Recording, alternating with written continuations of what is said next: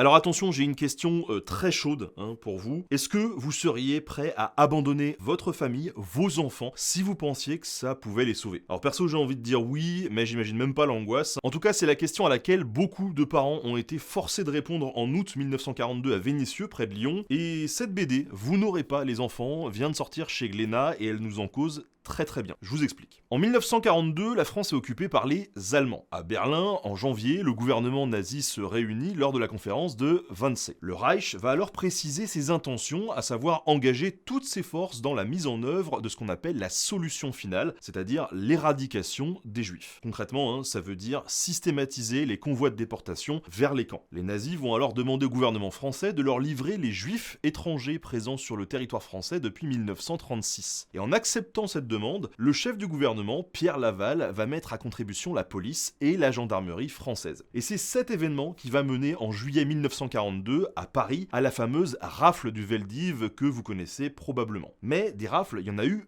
bien d'autres, notamment en zone libre. Parce que oui, rappelez-vous, même si les deux sont dirigés par le gouvernement de Vichy, eh bien le nord de la France était occupé par les Allemands, tandis que le sud de la France, c'était une zone libre. En août, Vichy donc reçoit l'ordre de rafler les Juifs étrangers dans la région de Lyon. Le 26 août 1942, on a 1016 Juifs qui sont arrêtés et rassemblés dans un camp de triage à Vénissieux. Sauf que voilà, il y a beaucoup de fonctionnaires, de médecins et de religieux qui sont censés aider à cette rafle et qui sont pas du tout d'accord. Alors, comment ils vont faire pour résister? Eh ben, ils vont détourner la machine administrative tout simplement. Par exemple, les Juifs arrêtés peuvent être exemptés de déportation grâce à quelques règles. Les femmes enceintes, les personnes de plus de 60 ans ou encore les individus ayant servi dans l'armée française. En quelques jours, donc, les résistants infiltrés dans le camp vont se démener pour trouver tous les documents et les justificatifs nécessaires, et quand c'est pas possible, pour faire des faux papiers permettant d'empêcher la déportation de nombreuses personnes. Mais évidemment, c'est quand même assez difficile et la date de départ approche. Ce qui va se passer, c'est que l'abbé Glasberg va éplucher les documents et les règlements pour trouver une faille dans cette horreur administrative. Et une des règles d'exemption interdit de déporter les enfants de moins de 18 ans non accompagnés. Et là, vous me voyez venir, dans la nuit du 28 au 29 août, donc, avec ses complices, il va convaincre le plus de parents possible d'abandonner légalement leurs enfants afin d'éviter leur déportation. Et c'est par cette faille administrative qu'ensemble, ils vont réussir à sauver 108 enfants. C'est donc une histoire assez peu connue de la Seconde Guerre mondiale, qui a été reconstituée par l'historienne Valérie Porteret, qui a bossé dessus quand même pendant près de 25 ans. Et aujourd'hui, cette histoire, elle est racontée dans cette superbe BD de Glénat, avec Olivier Balèze et Arnaud Le Gouefflec. Ça s'appelle donc Vous n'aurez pas les enfants, et franchement foncez parce que c'est incroyable.